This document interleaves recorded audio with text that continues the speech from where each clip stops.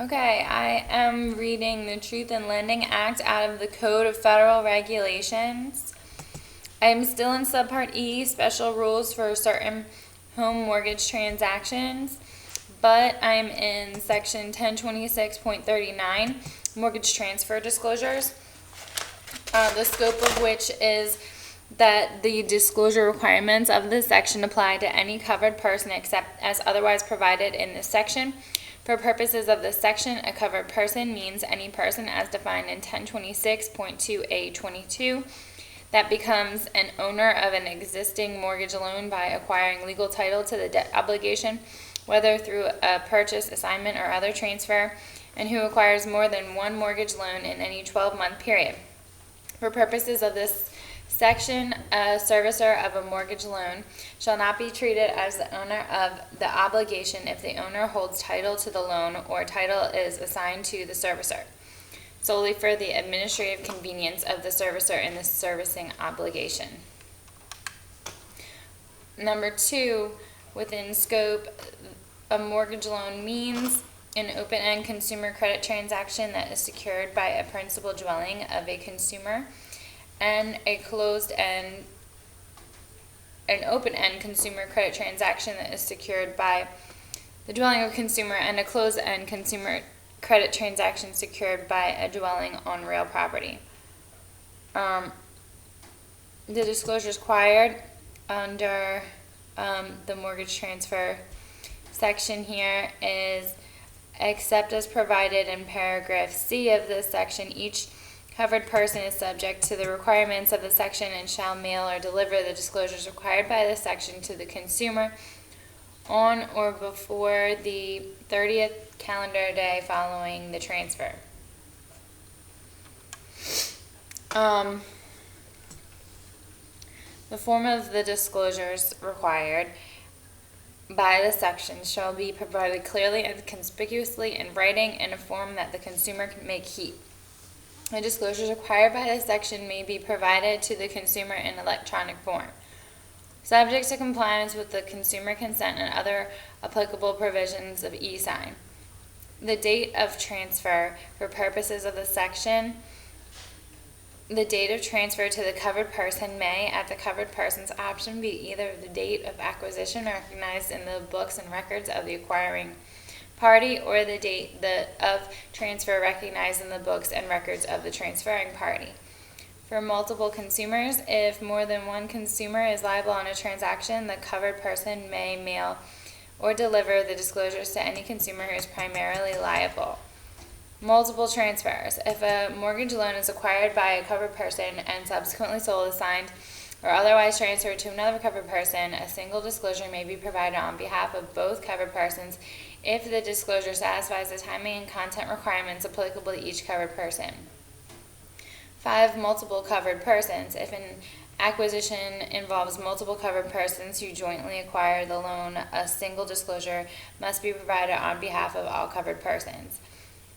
C, under the mortgage transfer section, is reads exceptions. Notwithstanding paragraph B of this section, a covered person is not subject to the requirements of this section with respect to a particular mortgage loan if the covered person sells or otherwise transfers or assigns legal title to a mortgage loan on or before the 30th calendar day following the date that the covered person acquired the mortgage loan, which shall be the date of transfer recognized for purposes of paragraph B2 of this section. Number 2, a mortgage loan is transferred to the covered person in connection with a repurchase agreement that obligates the transferor to repurchase the loan. However, if the transferor does not repurchase the loan, the covered person must provide the disclosure required by this section within 30 days after the date that the transaction is recognized as an acquisition on its books and records, or 3, the covered person acquires only a partial interest in the loan and the party authorized to receive the consumer's notice or the right to rescind and resolve issues concerning the consumer's payments on the loan does not change as a result of the transfer of partial interest. Content. Subpart B of the mortgage transfer disclosure section, content of the required disclosures. The disclosures required by this section shall identify the mortgage loan that was sold, assigned, or otherwise transferred, and state the following, except that the information required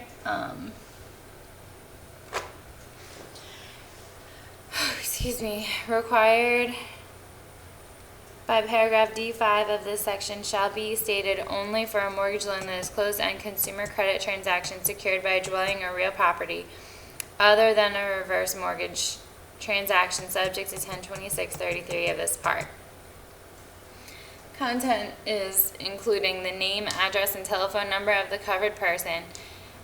If a single disclosure is provided on behalf of more than one covered person, the information required by this paragraph shall be provided for each of them unless paragraph D1(2) of the section applies, which I'm reading D1(2) right now. If a single disclosure is provided on behalf of more than one covered person and one of them has been authorized in accordance with paragraph D3 of the section to receive the consumer's notice of the right to rescind and resolve issues concerning the consumer's payments on the loan, the information required by paragraph D1 of this section may be provided only for that covered person. The date of the transfer. The name, address, and telephone number of an agent or party authorized to receive notice of the right to rescind and resolve issues concerning the consumer's payments on the loan. However, no information is required to be provided under this paragraph if the consumer can use the information provided under paragraph D1 of this section for these purposes. D4, where the transfer payments are less than the debt to the covered person or may be recorded in public records, or alternatively that the transfer of ownership has not been recorded in public records at the time the disclosure is provided. D5, partial payment policy. Under the subheading partial payment, 1, if the periodic payments that are less than the full amount due are accepted, a statement that the covered person using the term lender may accept partial payments and apply such payments to the consumer's loan. 2, if periodic payments that are less than the full amount due are accepted but are not applied to the consumer's loan until the consumer pays the remainder of the full amount due, a statement that the covered person using the term lender may hold partial payments in a separate account until the consumer pays the remainder of the payment and then apply the full periodic payment to the consumer's loan. 3rd, if periodic payments that are less than the full amount due are not accepted, a statement that the covered person using the term lender does not accept any partial payments. And 4, a statement that if the loan is sold, a new covered person using the term lender may have a different policy. Letter E, optional disclosures. In addition to the information required to be disclosed under paragraph D of this section, a covered person may, at its option, provide any other information regarding the transaction. 1026.40. This is requirements for home equity plans. The requirements of the section apply to open-end credit plans secured by the consumer's dwelling. For purposes of this section, an annual percentage rate is the annual percentage rate corresponding to the periodic rate as determined under 1026.14b. So this is not just home equity plans, this is open-end home equity plans, which is a HELOC. Form of disclosures in general. The disclosures required by paragraph D of this section shall be made clearly and conspicuously and shall be grouped together and segregated from all unrelated information. The disclosures may be provided on the application form or on a separate form. The disclosure described in paragraph D4.3, the itemization of third-party fees in paragraph D8, and the variable rate information described in paragraph D12 of this section may be provided separately from the other required disclosures. So 1026.40A2, precedence of certain disclosures. The disclosures described in paragraph D1 through 4.2 of this section shall precede the other required disclosures. Number 3, A3. For an application that is accessed by the consumer in electronic form, the disclosures required under this section may be provided to the consumer in electronic form or with the application. B. 102640B, time of disclosures. The disclosures in brochure required by paragraphs D and E of this section shall be provided at the time an application is provided to the consumer. The disclosures and the brochure may be delivered or placed in the mail not later than 3 business days following receipt of a consumer's application. In the case of applications contained in magazines or other publications, or when an application is received by telephone or through an intermediate agent or broker. 102640C, duties of third parties. Persons other than the creditor who provide applications to consumers for home equity plans must provide the brochure required under paragraph E of this section at the time the application is provided. If such persons have the disclosures required under paragraph D of this section for a creditor's home equity plan, they also shall provide the disclosures at such time.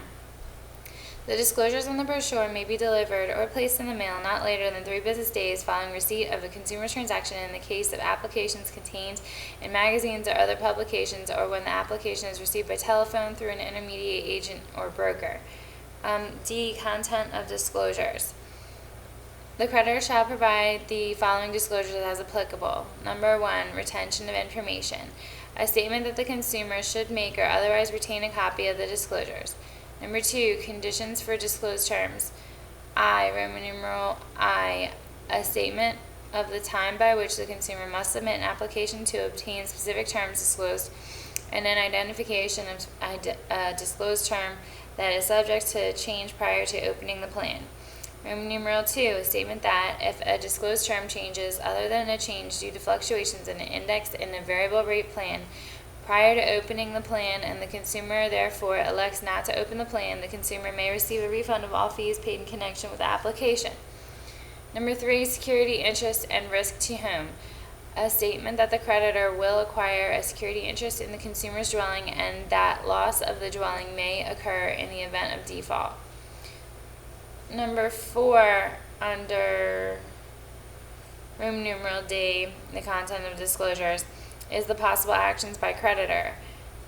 Roman numeral 1, a statement that under certain circumstances the creditor may terminate the plan and require payment of the outstanding balance in full in the single payment and impose fees upon termination, prohibit additional extensions of credit or reduce the credit limit, and as specified in the initial agreement, implement certain changes in the plan. Roman numeral 2, a statement that the consumer may receive upon request information about the conditions under which such actions may occur. 5, under D, content of disclosures, are the payment terms. The payment terms of the plan, if different payment terms may apply to the draw in any repayment period, or if different payment terms may apply within each period, the disclosure shall reflect the different payment terms. The payment terms of the plan include Roman numeral 1, the length of the draw period in any repayment period. Roman numeral 2, an explanation of how the minimum periodic payment will be determined and the timing of the payments. If paying only the minimum periodic payments, may not repay any of the principal or may repay less than the outstanding balance. A statement of this fact, as well as a statement that a balloon payment may result.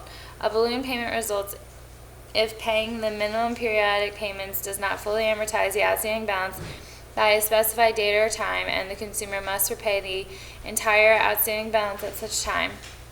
Roman numeral 3, an example based on a $10,000 outstanding balance and a recent APR, showing the minimum periodic payment, any balloon payment, and the time it would take to repay the $10,000 outstanding balance if the consumer made only those payments and obtained no additional extensions of credit. For fixed rate plans, a recent annual percentage rate is the rate that has been in effect under the plan within the 12 months preceding the date the disclosures are provided to the consumer.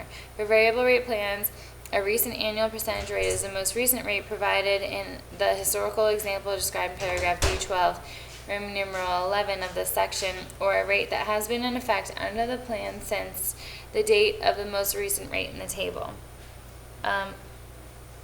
Number 6, D6, annual percentage rate under content of disclosures. For fixed rate plans, a recent annual percentage rate imposed under the plan and a statement that the rate does not include costs other than interest. A recent annual percentage rate is a rate that has been in effect under the plan within the 12 months preceding the date the disclosures are provided to the consumer. Number 7, fees imposed by creditor. An itemization of any fees imposed by the creditor to open, use, or maintain the plan, stated as a dollar amount or percentage, and when such fees are payable. Number 8, fees imposed by third parties to open a plan. A good faith estimate stated as a single dollar amount or range, or any fees that may be imposed by persons other than the creditor to open the plan, as well as a statement that the consumer may receive upon request a good faith itemization of such fees. In lieu of the statement, and the itemization of such fees may be provided. Number 9, 10, 11, and 12, all under the content of disclosure section, are fees imposed by third parties, negative AM, transaction requirements, tax implications, and disclosures for variable rate plans. Leaving off negative amortization, a statement that negative AM may occur and that negative AM increases the principal balance and reduces the consumer's equity in the dwelling. 10, transaction requirements, any limitations on the number of extensions of credit and the amount of credit that may be obtained during the time period, as well as any minimum outstanding balance and minimum draw requirements stated as dollar amounts or percentages. 11, tax implications. A statement that the consumer should consult a tax advisor regarding the deductibility of interest and charges under the plan. Number 12, disclosures for variable rate plans. For a plan in which the APR is variable, the following disclosures as applicable, starting with Roman numeral 1, a fact that the APR rate payment or term may change due to the variable rate feature, a statement that the APR does not include costs other than interest. 3, the index used in making rate adjustments and a source of information about the index. 4, an explanation of how the annual percentage rate will be determined, including an explanation of how the index is adjusted, such as by the addition of a margin. Roman numeral 5, a statement that the consumer should ask about the current index value, margin, discount, or premium, and annual percentage rate. Roman numeral 6, a statement that the annual percentage rate is not based on the index or margin used to make later rate adjustments, and the payment of period of time such interest rate will be in effect. Roman numeral 7, the frequency of changes in the annual percentage rate.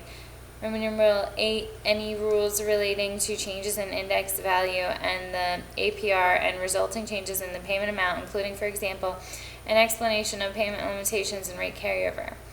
Roman numeral 9, a statement of any annual or more frequent periodic limitations on changes in the APR, or a statement that no annual limitation exists, as well as a statement of the maximum APR that may be imposed under each payment option. Roman numeral 10, the minimum periodic payment required when the maximum annual percentage rate for each payment option is in effect for a $10,000 outstanding balance, and a statement of the earliest date or time the maximum rate may be imposed. Roman numeral 11, a historical example based on a $10,000 extension of credit, illustrating how annual percentage rates and payments would have been affected by index value changes implemented according to the terms of the plan. The historical example shall be based on the most recent 15 years of index values selected for the same time period each year, and shall reflect all significant plan terms such as negative rate carryover, rate discounts, and rate and payment limitations that would have been affected by the index movement during the period. Roman numeral 12, a statement that rate information will be provided on or with each periodic statement. The brochure in 1026.40E, the special information booklet titled "What You Should Know About Home Equity Lines of Credit" or a suitable substitute shall be provided. Letter F, limitations on home equity plans. No creditor may, by contract or otherwise, 1, change the annual percentage rate unless such change is based on an index that is not under the creditor's control, and 2, such index is available to the general public. Number 2, under F, limitations on home equity plans. A creditor may not terminate a plan and demand repayment of the entire outstanding balance in advance of the original term, except for reverse mortgage transactions that are subject to paragraph F4 of this section, unless there is fraud or material misrepresentation of the consumer in connection with the plan. The consumer fails to meet repayment terms of the agreement for any outstanding balance.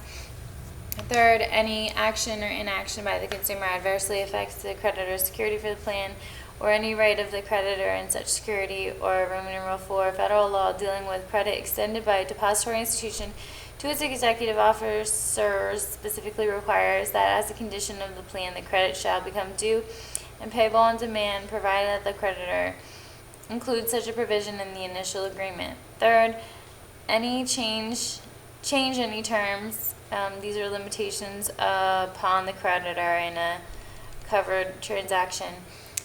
3, a creditor may not change any term except that a creditor may, 1, provide in an initial agreement that it may prohibit additional extensions of credit or reduce the credit limit during any period in which the maximum APR is reached. A creditor also may provide in the initial agreement that specified changes will occur and a specified event takes place. For example, the APR will increase a specified amount if the consumer leaves the creditor's employment. Roman numeral 2, change the index and margin used under the plan if the original index is no longer available. The new index has an historical movement substantially similar to that of the original index, and the new index and margin would have resulted in an APR substantially similar to the rate in effect at the time the original index became unavailable. Roman numeral 3, make a specified change if the consumer specifically agrees to it in writing at that time. And Roman numeral 4, make a change that will unequivocally benefit the consumer throughout the remainder of the plan. Roman numeral 5, make an insignificant change to terms. Roman numeral 6, prohibit additional extensions of credit or reduce the credit limit applicable to an agreement during any period in which A, the value of the dwelling that secures the plan declines significantly below the dwelling's appraised value for purposes of the plan. B, the creditor reasonably believes that the consumer will be unable to fulfill the repayment obligations under the plan because of the material change in the consumer's financial circumstances. B, the consumer is in default of any material obligation under the agreement. D, the creditor is precluded by government action from imposing the APR provided for in the agreement, which might be the SCRA if somebody goes into active military service. E, the priority of the creditor's security interest is adversely affected by government action to the extent that the value of the security interest is less than 120% of the credit line.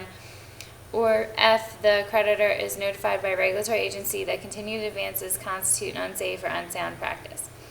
Number 4, we're still under Section F for reverse mortgage transactions that are subject to 1026.33. A creditor may not terminate a plan and demand repayment of the entire outstanding balance in advance of the original term, except in the case of a default if the consumer transfers title to the property securing the note. 3, if the consumer ceases using the property securing the note as a principal dwelling, or 4, upon the consumer's death. Letter G under 1026.40. Refund of fees. A creditor shall refund all fees paid by the consumer to anyone in connection with the application if any term required to be disclosed under paragraph D of this section changes other than a change due to fluctuations in the index in a variable rate plan before the plan is open, and as a result the consumer elects not to open the plan. Letter H, imposition of non-refundable fees. Neither a creditor nor any other person may impose a non-refundable fee in connection with an application until 3 business days after the consumer receives the disclosures and brochure required under this section. If the disclosures and brochure are mailed to the consumer is considered to have received them 3 business days after they were mailed. 1026.41, periodic statements for residential mortgage loans. In general, one, scope. The section applies to a consumer, a closed, wait, I'm going to break before going into term 26.41.